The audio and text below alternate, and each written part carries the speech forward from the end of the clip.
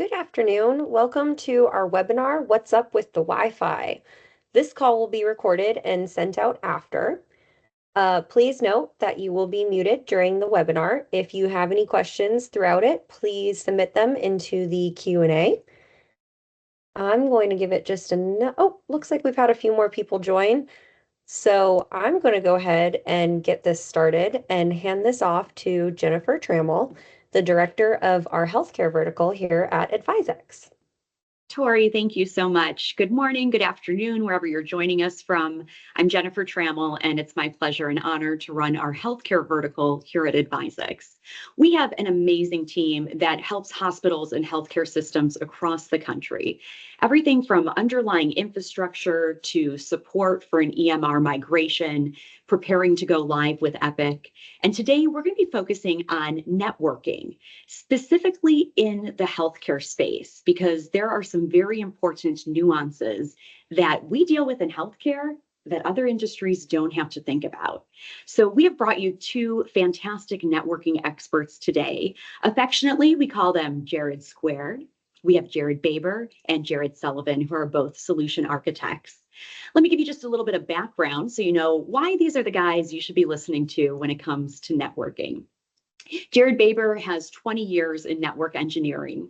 He was the director of network engineering previously at ProMedica in Toledo, Ohio. He served as a CIO at a community college and a manager of infrastructure at a state university. And he's worked on enterprise network initiatives, including consolidation of data centers. Now, for Jared Sullivan, you could say Wi-Fi is both a job and a hobby. He has worked in IT for 25 years, really focusing on Wi-Fi in everyday environments and complex environments. Now, here's why you could say it's a little bit of his hobby as well. Think about what's sitting on your nightstand. What did you read before bed last night? I just started a new fiction book. Jared Sullivan has a booklet on the Wi-Fi 7 standards. Little light bedtime reading. So these are two guys who you're going to learn quite a bit from today in the networking space, focusing on healthcare. And I think there's going to be some takeaways that you can put into action right away. So let me give you just an idea of what you can expect to learn. We're going to cover some wireless wisdom, if you will. We'll take a look at some Wi-Fi education, make sure you have a strong background. Then we're going to move into signal symptoms. Now, when we were talking about preparing this particular webinar, this word misdiagnosed came up because we often see issues and think we know how to fix it, but it turns out we're fixing the wrong thing. It's misdiagnosed. So we're going to focus on these common Wi-Fi issues in healthcare and talk about counterintuitive principles, things that are almost directly the opposite of what you think you should do, or the complete opposite of what was best practice 10 years ago when many of our networking designs were put in place. So listen for those counterintuitive principles today. And then we'll wrap up with taking some action. We have details for you on a Wi-Fi assessment that can help you understand what's happening in your particular environment. So by the end of our time together, we hope you'll learn these basic Wi-Fi and radio frequency concepts.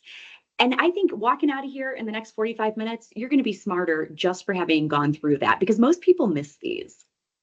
We'll talk about how Wi-Fi RF is not vendor specific. Those counterintuitive principles that I mentioned, we're going to hit on the real world issues and solutions. And ultimately, we hope you leave today with a new way of looking at your Wi-Fi and some ideas right away for how to improve it. Sound good?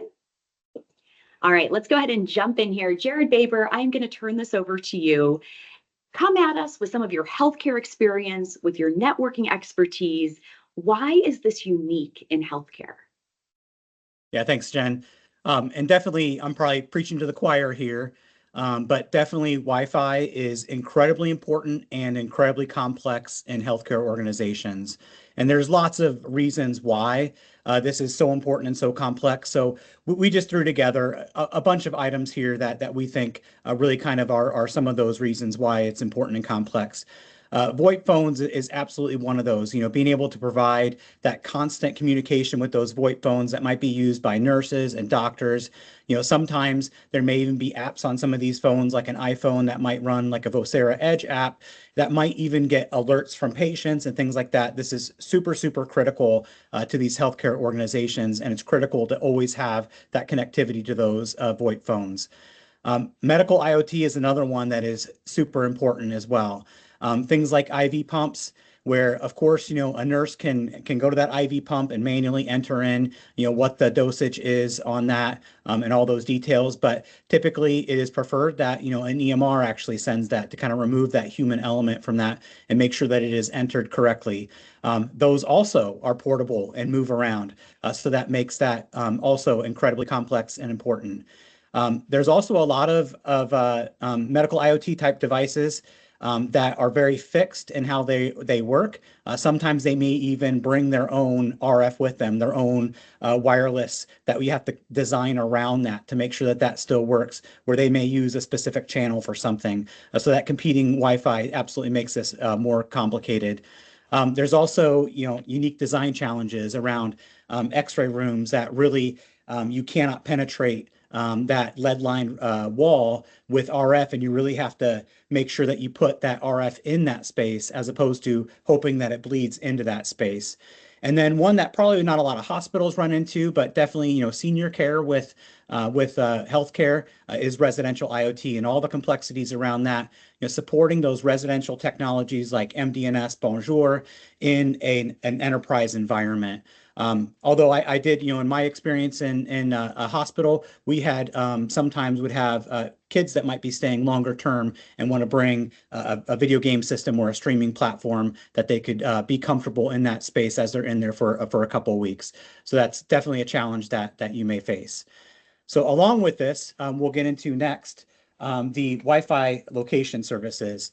This is, if it wasn't complex before, this adds even more complexity. So not only do we have to have that Wi-Fi network that supports voice throughout it, but often also have to design that network to support, location tracking.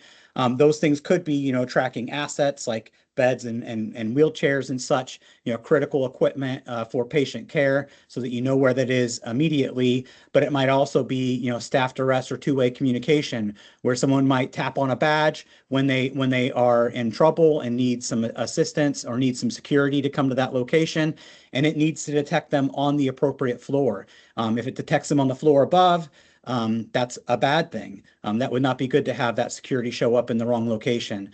So that adds a lot of design challenges through to this as well.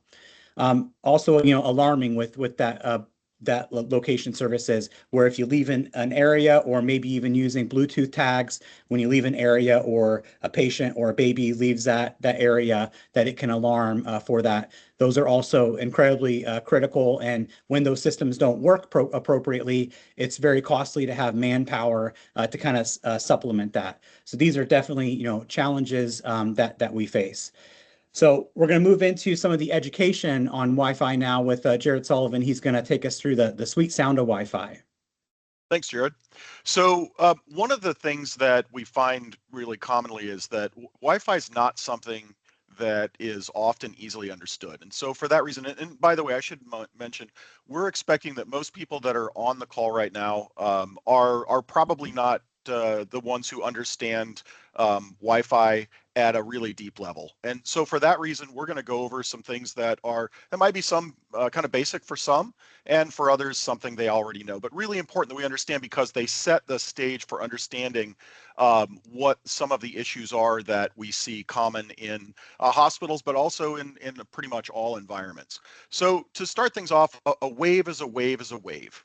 And so when you hear the term RF or radio frequency, rather than speaking in terms of RF, and you'll hear us use RF or radio frequency throughout this, I want to change the lingo a little bit. So instead of using the term RF, we're going to use a different term. And I'd like you to think in terms of speaking and hearing, what we do as human beings. And so for the purpose of this discussion, we'll say that speaking, talking, volume, that's the equivalent in the Wi-Fi world of transmit power, TX. And on the listening or hearing side, that's equivalent to RX, or what you often hear the term RSSI.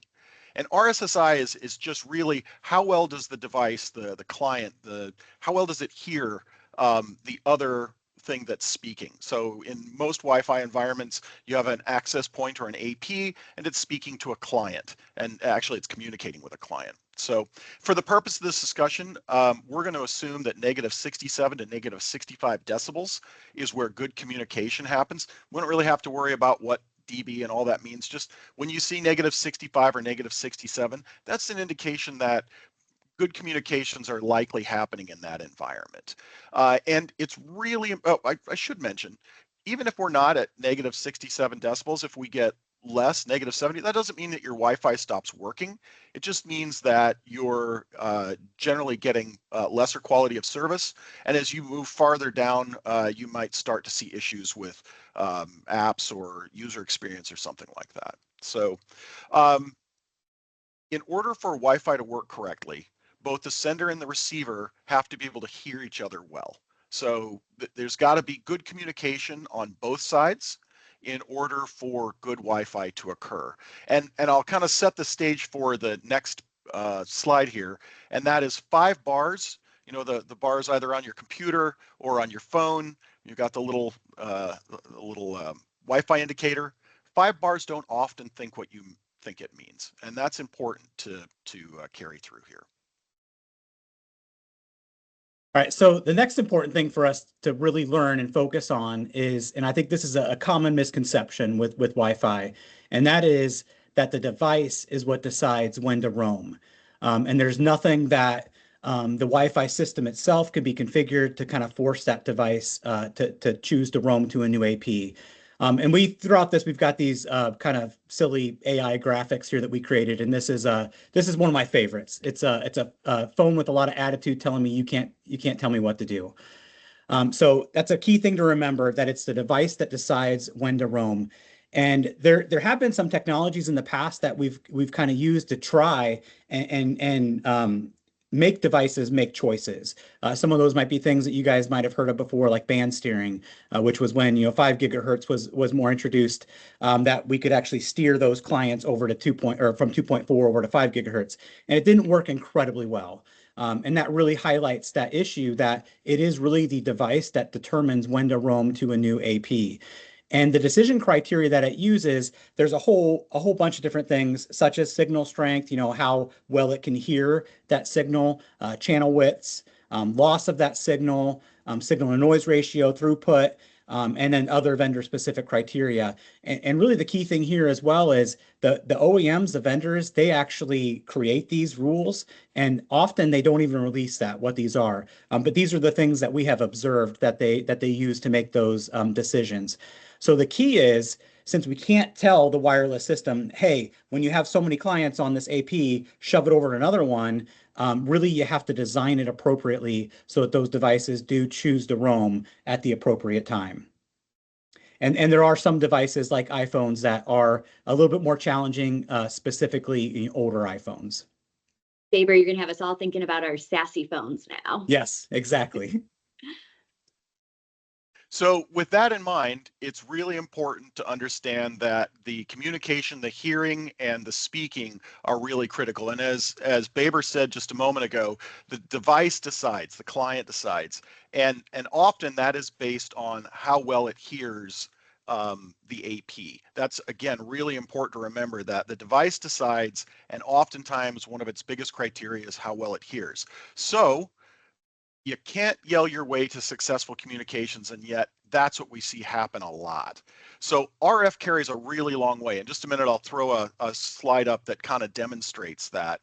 And to give you get you thinking about this, you ever notice that when you're at home, or if you're in an office downtown and you look at the number of networks that are available, a lot of times you can see just dozens and dozens of them. I was in New York last year in a high rise, and had an application that could look at all of the networks that could be heard from inside the building. And there were over 400 networks that were not just hearable, but hearable at a rate at which you could use them quite well just where I was standing. So that factors into a lot of this when there's that much contention that can be created. So it's really important to understand how far RF can travel because that affects these communications. And again, remember, good communications occur when both sides can hear and speak at roughly the same level.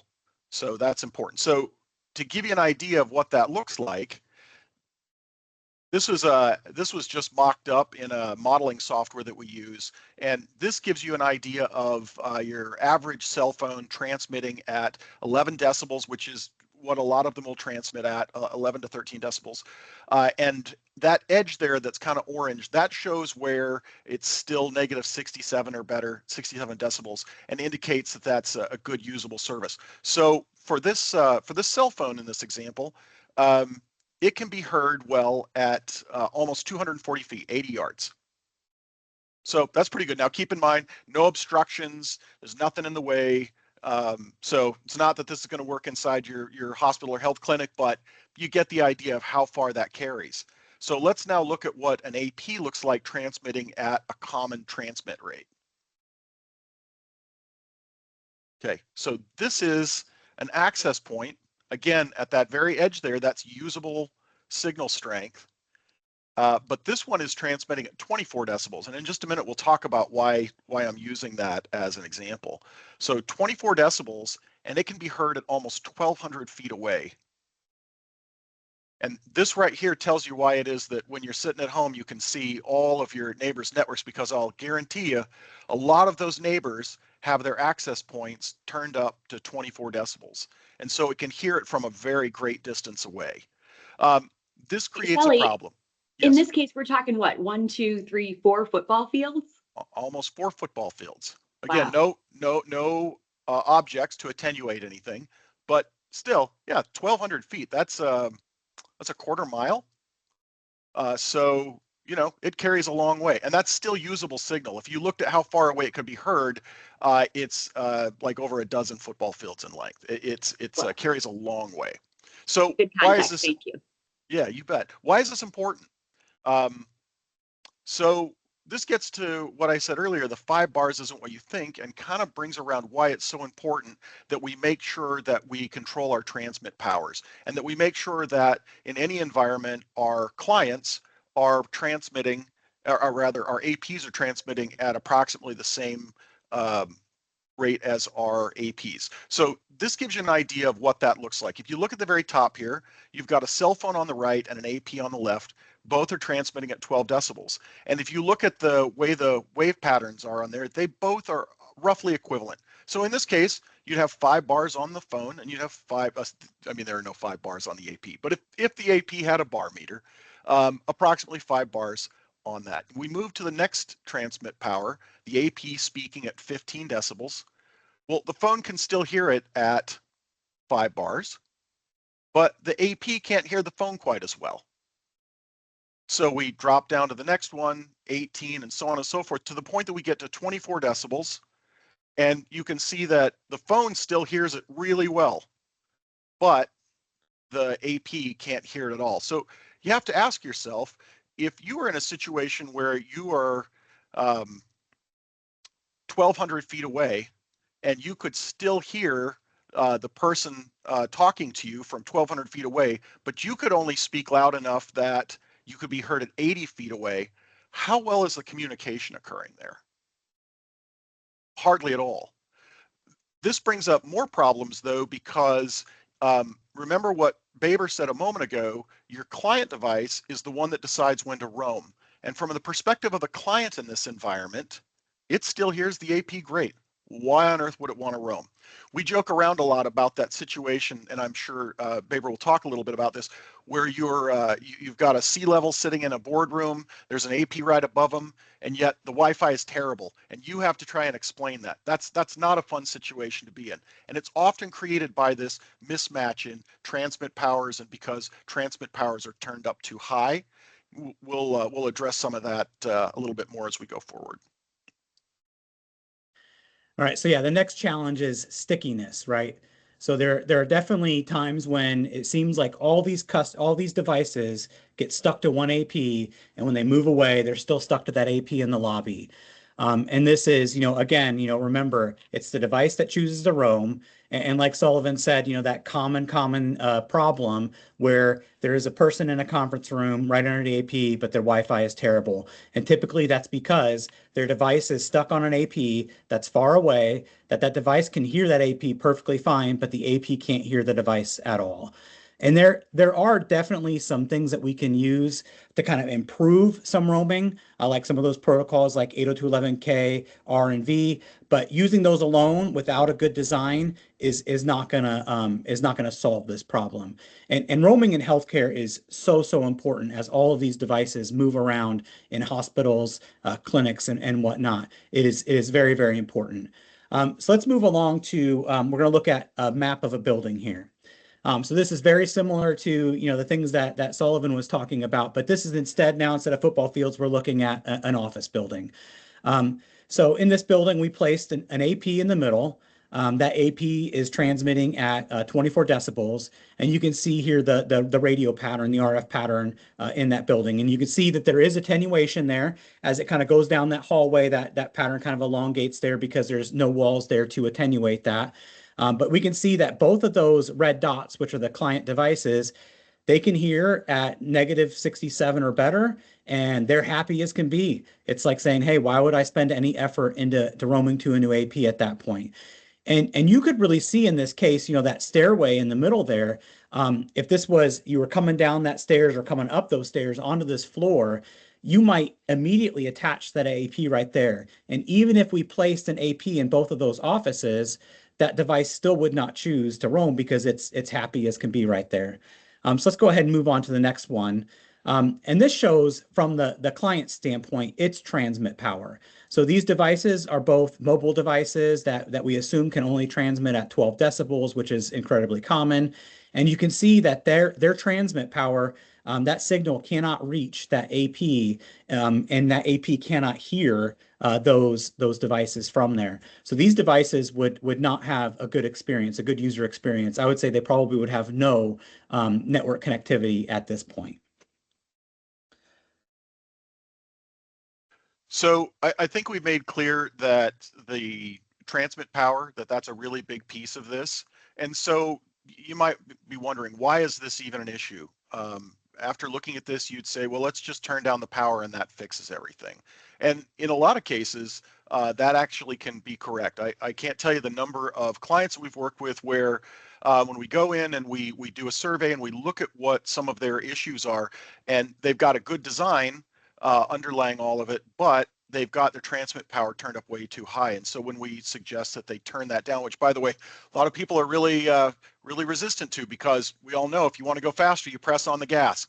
And so that same type of counterintuitive understanding is often applied in the Wi-Fi realm, where, if you want better Wi-Fi, faster speeds, all that, then you turn the power up. So it seems like this would be a really easy thing to fix, right? And in some ways it can be. If your underlying design is good, a lot of times turning down the power will eliminate a lot of the issues. The problem is that we do things that complicate it. So what we tend to do is to throw more tech at the problems we're having. So something that we see all the time are, and again, this is not just in healthcare environments or hospitals, but we see clients who are having problems with Wi-Fi. And so what they tend to do is throw tech at it. By that, I mean they add more APs, they tend to turn up the transmit power. Maybe they start clicking buttons and adding in protocols that don't necessarily work to benefit the Wi-Fi environment. And one of the key things that needs to be explained here is that a lot of us are using what's called radio resource management. Every vendor has a different name for it, but effectively what it is that the vendors have all told us that if we'll turn on this application within our controllers, that it will monitor the system and that it will automatically adjust power levels to the optimal rate, and therefore our Wi-Fi will be great. And while it's gotten better in recent years. What we see time and time again, I saw this just a couple of weeks ago in an install where we had a well-known vendor. They have great APs, great system. They had two APs that were not more than about 35 feet away from each other, so they could easily hear each other. And both of those APs were transmitting at 24 decibels, where they really should have been probably closer to what a lot of the cell phones are, was down around 12.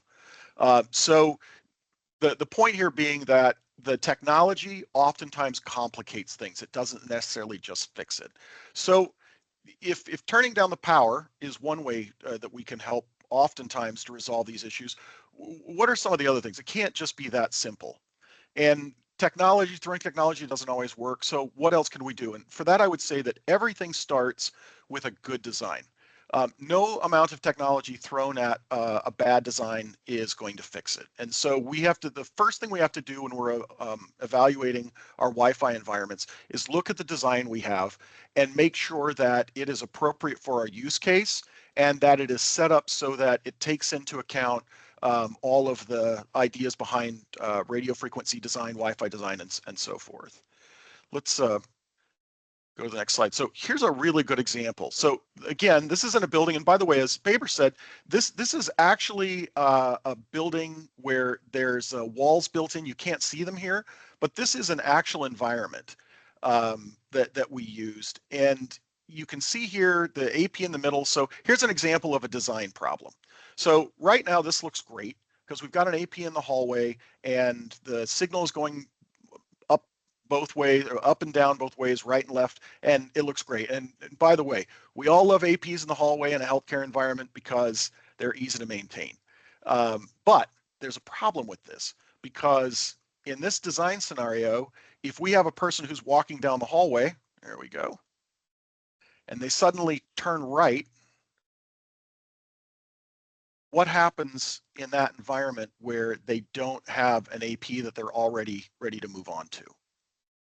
Now, depending on what band you're using, depending on which channels you're using, this might still move pretty quickly, or it could take 500 milliseconds, maybe a couple of seconds. And in this case, we might drop a call. We might, probably won't drop a call. We might have degraded service. And as we said before, in most hospital environments, roaming is critical. And so I'd say that one of the things we need to look at is our design in our current environment built for roaming? There was a time 10, 12 years ago as we were starting to get voice over IP systems used over Wi-Fi, where the common practice was to design with APs in hallways, and it made sense. We were not really looking at density, we were looking at service. How far did the signal reach? Were we able to maintain a signal connection? And so we put APs in places where the signal carried for a long way, but we weren't thinking about every person having 2 or 3 devices on them. And so density was a much less of an issue. And because of that, a lot of us are still stuck with these designs that were thought to be good designs, again, 10, 12 years ago, but really are not set up today for optimizing roaming, or, if we start talking about RTLS, they really were not built for those kinds of environments. And so this is just one case where design is really a big issue. Hey, Jared, let me step in for a second. Baber, you've worked in hospitals like this, and you see APs in the hallway. Why is it ideal to have it there, but the drawbacks that we're mentioning as well? Walk us through what you've seen. Yeah, and I don't think we're saying don't put APs in hallways, but if you do, they need to be designed appropriately and have the appropriate guardrails on the power for those as well. But it is a lot simpler to have them in the hallway, especially for maintenance. Often your infectious disease group might require you, anytime you pop a ceiling tile, to build an ICRA tent there. So that could be challenging, in a patient room maybe, where you have to then vacate that patient room to kind of do that and do any sort of maintenance there. It may be that you need to really look more at, specific enclosures that might preclude that. So where you don't have to build those ICRA tents anymore by leveraging an enclosure. So you don't have to open up that space up above the ceiling there and do that. So yeah, we're absolutely not saying don't do it, but if that is your only space where you have APs, then you're probably going to run into some challenges with these things. Good perspective. Thank you. Let's keep going here. So actually, we have a little pop quiz. Tori, if you could go ahead and launch our poll. Based on what you've learned so far from Jared Sullivan and Jared Baber, what would you say is the better design? A, on the left, or B, on the right? Which of these is the best design? Go ahead and pop your vote into the poll here. And Tori, you let us know when our results are coming in. See more coming in here. Ooh, it's pretty evenly split. All right. All right, let's go ahead and close that poll. Looks like 57% say design A is the better design. All right, Jared Sullivan, Jared Baber, what's the answer? The answer is it depends. Our favorite answer. All right, it depends on what? It depends on what the use case is here. And this is a really good example of where we need to understand how we're using our Wi-Fi and what are the things that are really critical to us. So we use the one on the left because, I mean, that's really common to see that density of APs in an environment. Yet on the right, that can be a really good design for roaming. Especially if you keep your transmit powers under control. And to give you an idea of how that works, if you look at the design on the right, you'll notice that there are lots of the little darker green areas, and then there are the yellow areas outside of that. In order to facilitate good roaming, we look for finding ways to create distinct cells.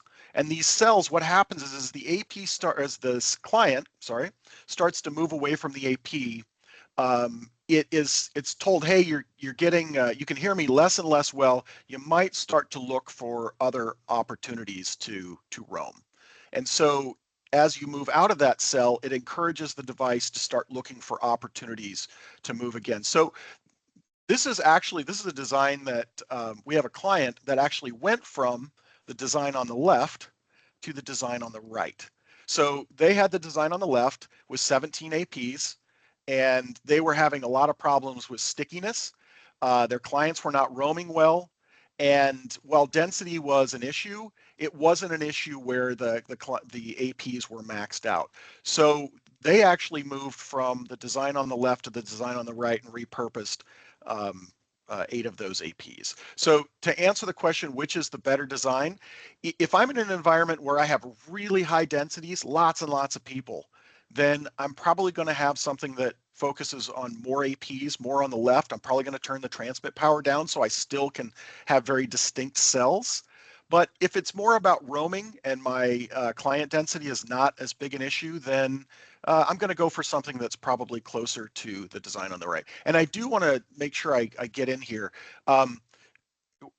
Wi-Fi designs are oftentimes kind of like what they say, part art, part science.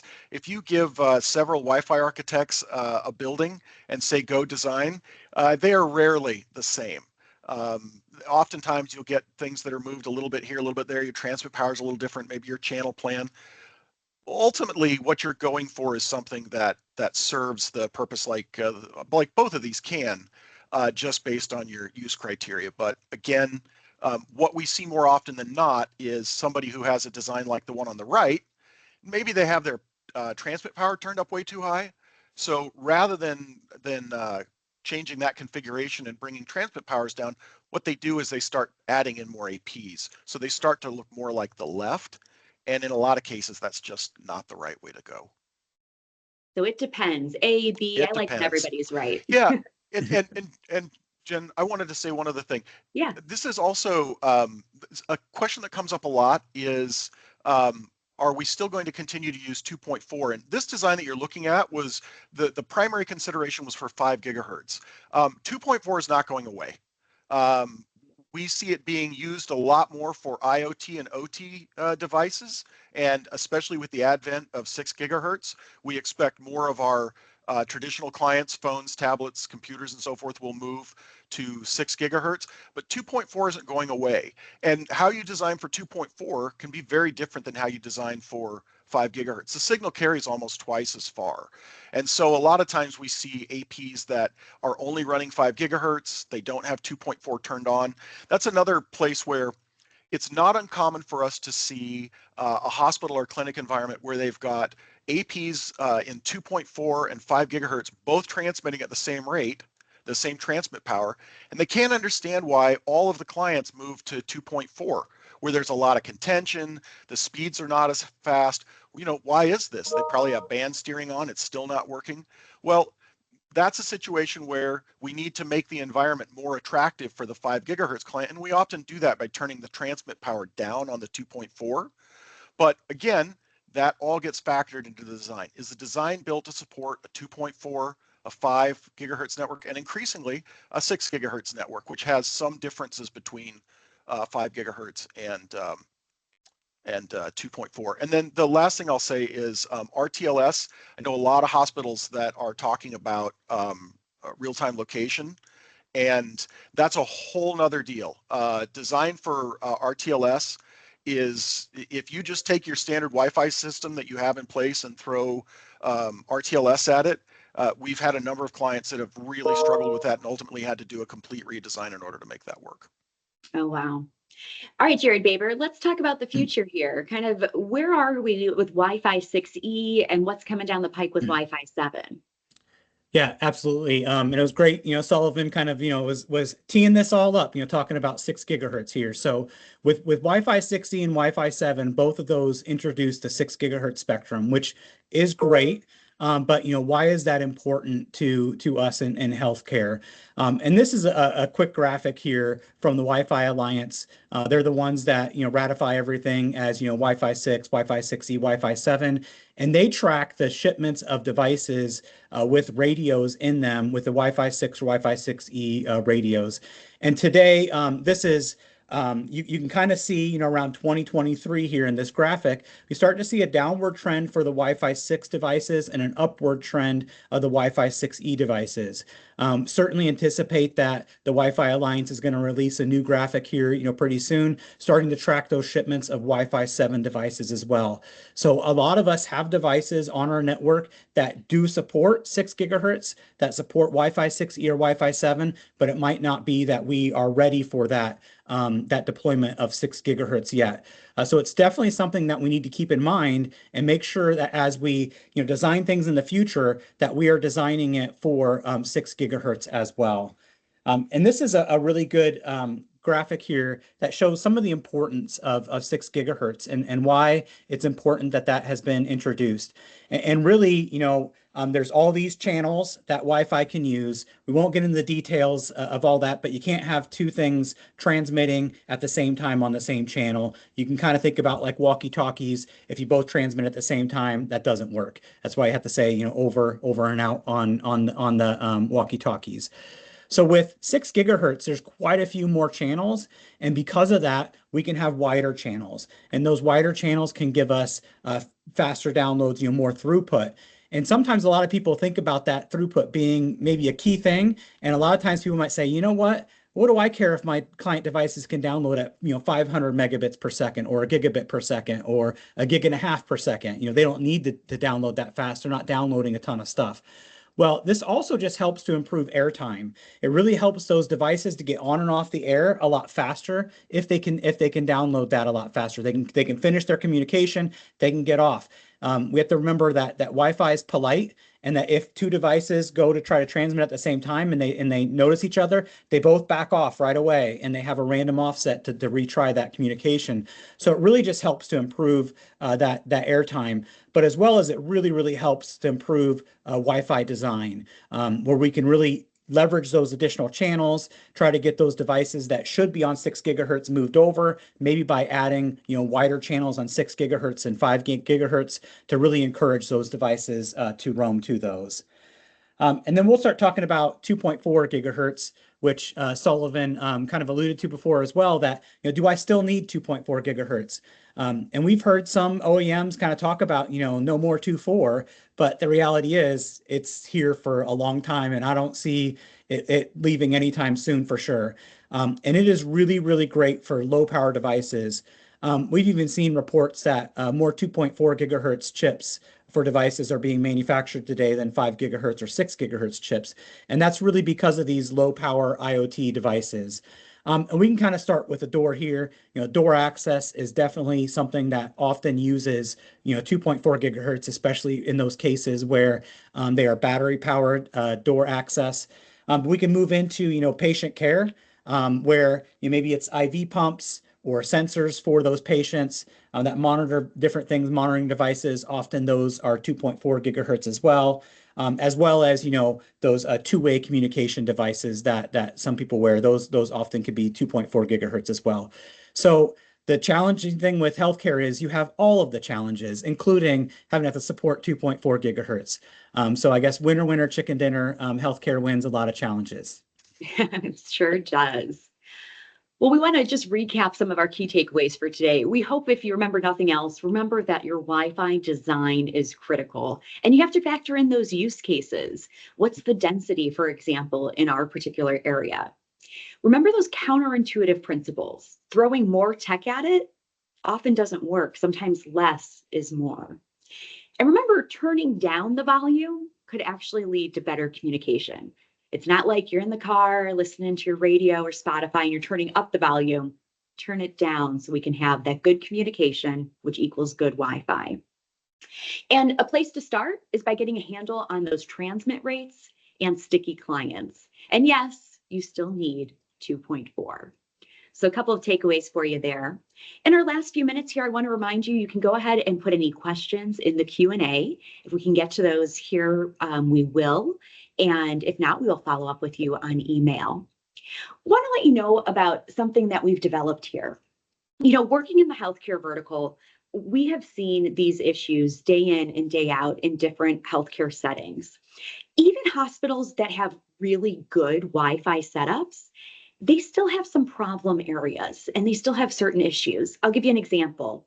Jared Sullivan and I were out at a client, and great Wi-Fi setup for the most part, needs to turn down the transmit power a little bit.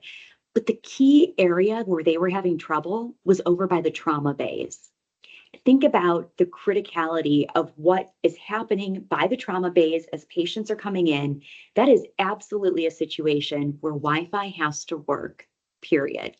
And in healthcare, we're different than any other industry. It is not an exaggeration to say that lives are on the line. So as we think about patient care, technology that underlies that absolutely influences the outcomes for our patients. So as we started to see some of these common issues, we thought, you know what, there's a way that we can help hospitals and other types of healthcare facilities like long-term care facilities. And all credit to the Jareds here.